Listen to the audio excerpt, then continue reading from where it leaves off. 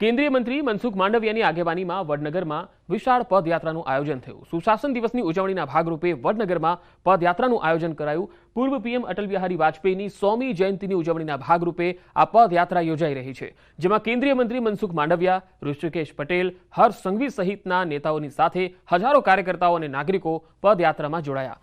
8 કિલોમીટરની આ પદયાત્રામાં મોટી સંખ્યામાં શાળા કોલેજના વિદ્યાર્થીઓ પણ ફેન્સી ડ્રેસ પહેરીને જોડાયા।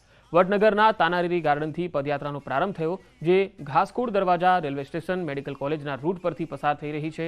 અમરથોડ દરવાજાથી નીકળી આ યાત્રા તાનારીરી ગાર્ડનમાં પરત આવશે।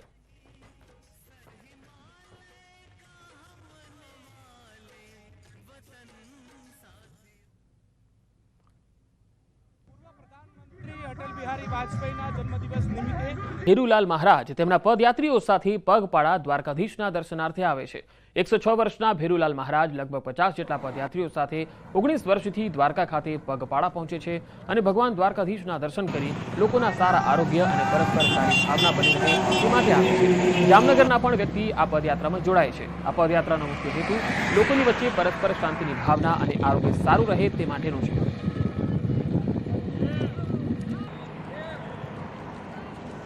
નવાણિયા ગામ વલ્લભનગર તાલુકાના ત્યાંથી 4/12 નીકળેલા છે અને 20 થી 22 દિવસે દ્વારકા પહોંચી જાય છે।